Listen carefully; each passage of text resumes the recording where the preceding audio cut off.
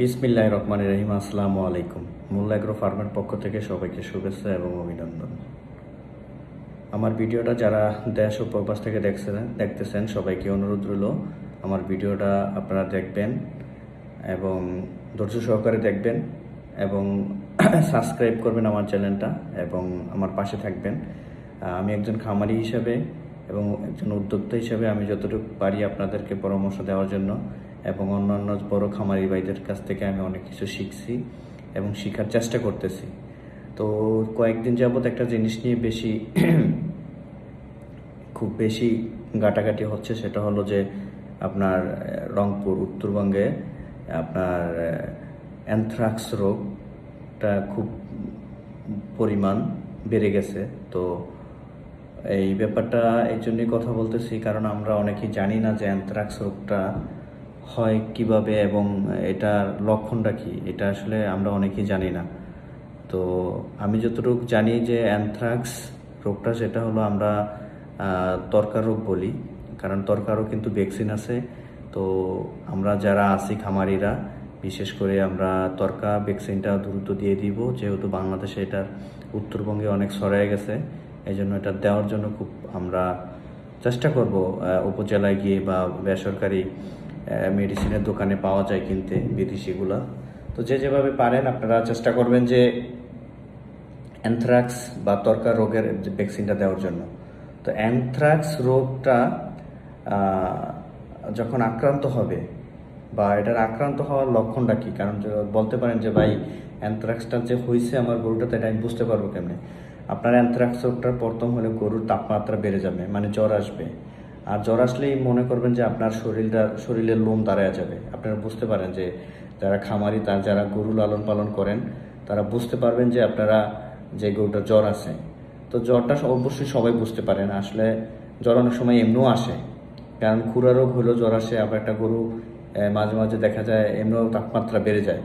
তো সেটা বড় কথা না। সেকেন্ড কথা হলো যে আপনার শ্বাসকষ্টটা বেড়ে যায় এবং আপনার কাঁপুনি বলতে যেমন আপনার দেখবেন ফিজিয়ান গরুগুলো যদি আপনার যখন রোদে নিয়ে যান তখন কিন্তু লালা টালা বের হয়ে যায়, কাঁপাকাঁপি করে, এরকম কাঁপাকাঁপি করবে এবং শ্বাস নিতে কষ্ট হবে, শ্বাসটা নিতেই কষ্ট হয়। আর আপনার অ্যানথ্রাক্স রোগটা এমন একটা রোগ, এটার আপনার খুব দ্রুত চিকিৎসা নিতে হয়। এটা আপনার যখন এটা রোগ হয় এর 48 ঘন্টার মধ্যে কিন্তু গরুটা মারা যায়। এটা সমস্যা বড় খামারিদের জন্য, কারণ আপনার চিকিৎসা নেওয়ার সুযোগটা পাওয়া যায় না। তো এই জন্য এই লক্ষণটা আপনারা সবসময় মনে রাখবেন যে এই কারণ হলে কিন্তু আপনার গরুর অ্যানথ্রাক্স রোগে আক্রান্ত হয়েছে। এই জন্য খুব দ্রুত আপনি ডাক্তার, আপনার আশেপাশে যদি ডাক্তার থাকে, না থাকলে আপনার উপজেলা ডাক্তার দিয়ে আপনি খুব দ্রুত 48 ঘন্টার আগে আপনি গরুটাকে চিকিৎসা দেওয়ার চেষ্টা করবেন। আর সেকেন্ড কথা হলো যে আপনার দেখা যায় আপনার খুরা রোগ, তারপর হলো লাম্পি রোগ, এগুলো হলে কিন্তু গরুর চিকিৎসা আস্তে আস্তে ধীরে ধীরে মারা যায়। আর তরকা রোগটা যেটা অ্যানথ্রাক্স বলি, ওই রোগটা কিন্তু আপনার এতক্ষণ সময় নেয় না। এই জন্য এটার চিকিৎসাটা খুব দ্রুত নিতে হবে।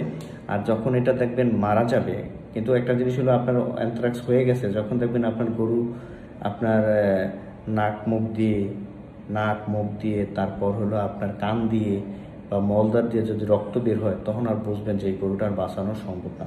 কারণ তখন আর ডাক্তার এনে কোনো লাভ নাই, টাকা পয়সা খরচ করে তখন আর গরু বাঁচানো সম্ভব না। তো এই জন্য আপনার অ্যানথ্রাক্সটা যদি হয় 10 ঘন্টার আগে আপনি চেষ্টা করবেন এই গরুটাকে চিকিৎসা দেওয়ার জন্য। তাহলে আল্লাহর রহমত আল্লাহর রহমত থাকলে হয়তো আপনার গরুটা বেঁচে যেতে পারে।